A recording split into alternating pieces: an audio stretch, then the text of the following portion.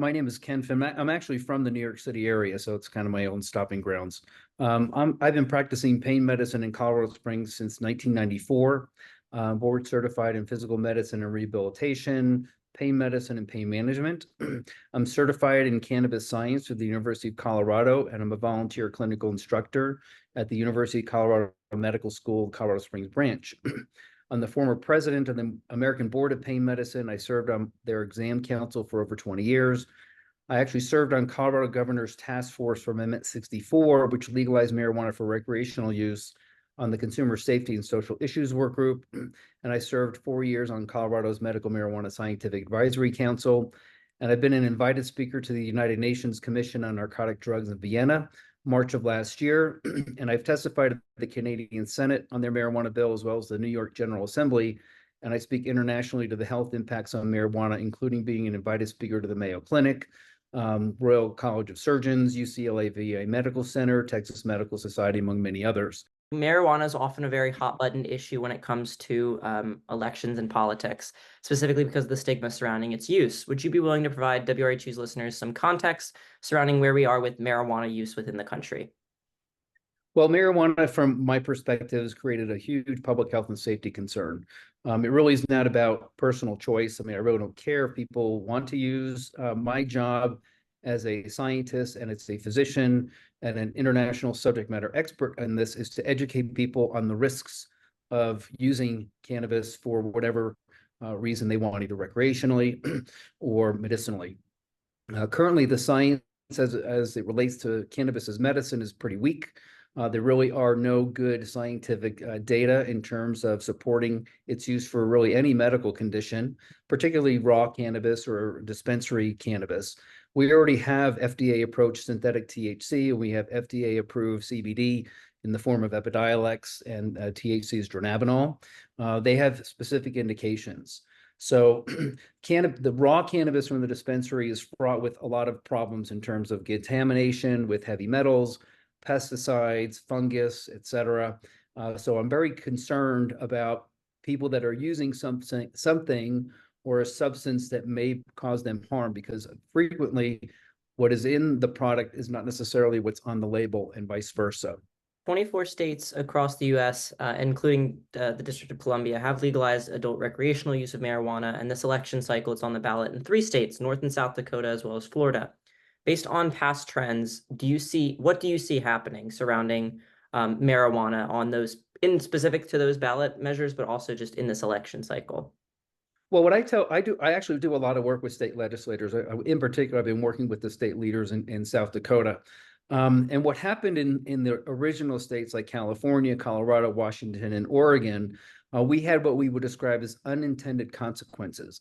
We didn't know that kids were going to get poisoned. We didn't know there was going to be more driving-related fatalities surrounding marijuana use. We didn't know that our roads were going to be more unsafe. We didn't know that there's going to be increased hospital utilization for medical conditions related to marijuana use. So when I work with these states, I tell them that they can't claim ignorance. These things will happen in your state if you go down this road. Is that my decision to say no or not, to do or not to do this? I just tell them, this is what we know, this is what's going to happen, and you need to prepare yourself for these consequences, because you can't claim ignorance. These things have happened in every single state that's gone down that road. Could you speak on some of the struggles that you see when it comes to fights surrounding legalizing weed use across the country? Yeah, I find it very interesting. It's so polarizing. It's so divisive, which I found it's so interesting to me. That's why I kind of went down this road, all over a plant. And people get very visceral. They get very angry. They get very argumentative when, even with me, and I'm not a prohibitionist. I'm not a nihilist. Although I know I sound like one when I give presentations with CDC and NIH and state leaders. I know I sound nihilistic, but I'm just approaching this really from a public health and safety and scientific perspective. Again, I don't care if people use, just buyer beware. So states like Ohio, for example, is a typically more conservative leaning state, but approved the use of recreational marijuana in 2023. From your perspective, working with different organizations, testifying in front of legislatures. Does partisanship play a role in the fight to legalize recreational marijuana at all, or is it a very bipartisan issue? No, it's marijuana money. It's big marijuana money. The industry is huge, very rich, and very powerful. In a lot of these states, the amount of money that is poured into the states that are trying to legalize is highly related to the industry itself. They want this. And, and the question I always ask is, for example, why are the tobacco industries investing heavily in the marijuana industry? Well, people are smoking cigarettes less. And they're starting to move towards use of vaping, dab pens, dabbing, smoking marijuana, edibles, all this other business. So they don't want to lose market share. So it really, at the end of the day, it's not necessarily. I don't think it's a bipartisan issue, although in the same breath, I am going to say it is a bipartisan issue because it affects everybody. But when you look at the numbers, the people that are pushing back on legalization are far outstripped financially by big marijuana. They have billions of dollars to fight and lobby. I'm interested. What are some regulatory practices that you feel need to be adopted in order to curb the ease of access or, the use of these now far more potent and far more dangerous products? I think there needs to be a massive educational campaign. I think we did a good job with tobacco. Again, I don't tell people you're a bad person because you smoke cigarettes. I say we know cigarettes aren't good for you. And with a lot of education, and it took decades, the use of cigarettes is on the decline. And then the vape things came into play, and that kind of threw a wrinkle in everything. I think there needs to be a massive educational campaign, and sadly, needs to start in elementary school. I mean, because I know kids that are and parents of kids and children that have either had a suicide attempt or successful suicide. And it was all related and surrounding their marijuana use at a young age when the brain is still developing, which is a very vulnerable part.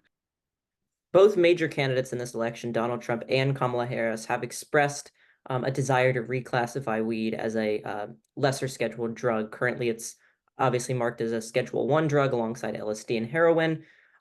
Could you speak to what this change would mean for the future of weed usage here in the U.S.? Well, again, I find it very interesting that they bring the rescheduling issue up during an election year. And historically, the DEA has not supported the marijuana as they keep in the class 1. And I think it needs to stay in class 1 for now, because raw cannabis has not been approved for a single medical condition. And we know it can cause harm. We know it can be abused. We know it can be addictive. And there's 5 bullet points that the DEA historically has used to outline whether or not a substance should be classified in Schedule 1, 2, 3, et cetera. For example, dronabinol, which is synthetic THC, has been around since the 80s. I don't think I don't think any longer classified. It might be a Schedule 3 substance right now, if I recall correctly. Epidiolex, which is FDA approved CBD, it used to be Class 5, and now it's not even classified in a schedule because they don't think it is. But let me ask you a real quick question. Do you know how many drug interactions CBD has? I do not know. 606 drug interactions. And that's what I counsel my patients on. And they have drug interactions with things like Tylenol, with ibuprofen. A lot of over-the-counter medications have an interaction with CBD, which is not psychoactive. But if you actually go to the Epidiolex website, which is pure FDA-approved CBD, plant-based, and you look at warnings and precautions, the first 3 things you see are liver damage, suicidal behavior, and sedation. So these things are not benign. And then you get into the world of the dispensary CBDs.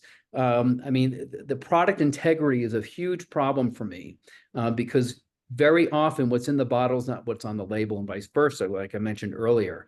So I tell my patients, buyer beware. If you want to use this, be careful because you may have a problem. And I drug test patients of mine that are on chronic opioids, and they test positive for THC.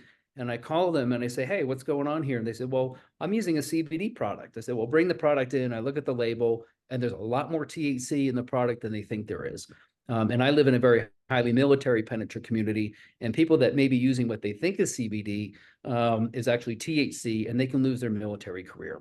There have been teachers that have lost their job because of THC positivity when they really thought they were using a CBD product. So there's a lot of moving parts in this space. I think people really, don't believe me. Do the research yourself. And I wish I was wrong. I mean, I've been publicly speaking on this for over 15 years, and I honestly wished I was wrong because I would crawl under a rock and disappear. But so far, I've not been wrong. And I think the public health implications are getting worse over time, just like the legal drugs we already have. They cause a lot of societal problems. And marijuana is following the same path.